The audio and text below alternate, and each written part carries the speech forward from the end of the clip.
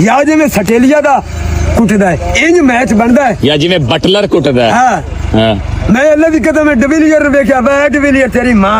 player ही हो जा जमनी जी वे 30 बालां ते 90 स्कोर लाए एवें गल या मुड़ अगले दिन इन्हें जदना लाहौर कलंदर नाल मैच आ जेड़ा मैच खेडेगा ट्रैफिक चाल गया लाहौर कलंदर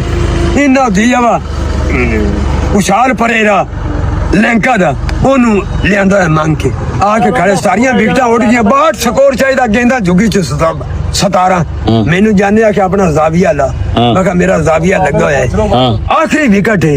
अगर पुरबेरा एक गेंदा खेड जावे 17 एक गेंद रंदी उसी तो 62 चला जाने विकेट एक भी अल्लाह दी मर्जी हो सका नहीं लाना मैं कहा गेंद लांदे भी ना लावे मैं क्रिकेट छड़ दे सवेखन पुरबेरा एक गेंद रंदी दिया 62 ही ला गया मैच जीत के लाहौर कलंदर रगा लगा गया वो इतमाद वाला प्लेयर है विकेट नहीं दिया नाले डिगण दिंदा नाले 54 ਦੀ ਬਾਰਾ ਲੰਕਾ ਉਹਦੇ ਨਾਲ ਖੇਡਣ ਲੱਗ ਪਵੇ ਤੂੰ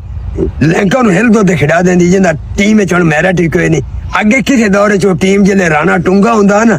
ਆਇਆ ਟੀਮ ਹੈ ਰਾਣਾ ਟੁੰਗਾ ਹੁੰਦਾ ਵੱਡਾ ਅਸੂਲ ਆ ਟਾਸ ਜਿੱਤ ਕੇ ਦੂਏ ਨੂੰ ਦਾਵਾ ਦਿੰਦਾ ਹੁੰਦਾ ਮੈਂ ਖੇਡਣਾ ਨਹੀਂ ਟੁੰਗਾ ਕਿ ਇਮਰਾਨ ਖਾਨ ਦੀ ਗੱਲ ਹੀ ਨਹੀਂ ਰਾਣਾ ਟੁੰਗਾ ਆਂਦਾ ਉਹ ਦਾਵਾ ਦਿੰਦਾ ਆਪ ਜਿੱਤ ਕੇ ਨਾ ਦਾਵਾ ਦੇਣੀ ਖੇਡ ਬੰਜਾ ਕਿ ਬੈਟਿੰਗ ਨਹੀਂ ਕਰਦਾ ਉਹ ਤਾਂ ਕਹਿੰਦਾ ਬਾਅਦ ਵਿੱਚ ਬੈਟਿੰਗ ਕਰਨੀ ਰਨ ਰੇਟ ਰੱਖ ਕੇ ਕਰਦਾ ਦਿਆ ਵਾ ਜੇ 15 ਦੀ ਐਵਰੇਜ ਚਾਹੀਦੀ ਦਿਆ ਵਾ ਪਹਾੜੇ ਉੱਪਰ ਤੂੰ 15 ਦੀ ਰੱਖ ਕੇ ਲੈ ਜਾਂਦਾ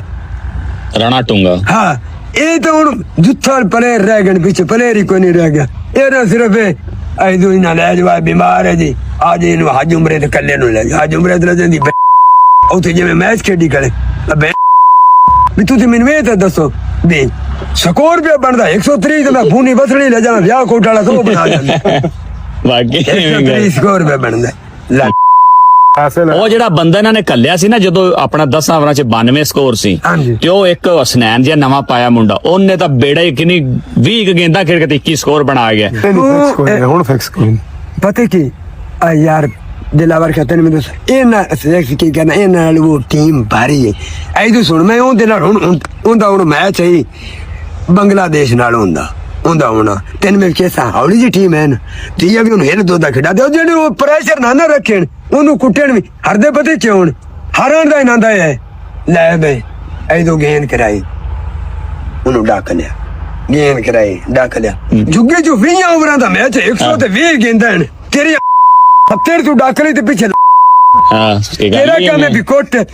ਮੁਕੱਦਰ ਚ ਲਿਖਿਆ ਹੋਇਆ ਤੂੰ ਜੇ ਅੱਲਾ ਤੈਨੂੰ ਕਰਾਉਣਾ ਨੂੰ ਪਾਲੀ ਗੇਂਦ ਤੇ ਆਊਟ ਤੂੰ भी रखे थे तामी हो जाने जे तेनू अल्लाह नहीं खिलाना तू शाट धक्के ही आ अन्नेबाज तेनू अल्लाह खिलाना है ते खिलाए जाना डक्या बंदा घना उठ मोड़ी ना डकण दा तरीका नहीं ए मुड़ केड़ा दीदी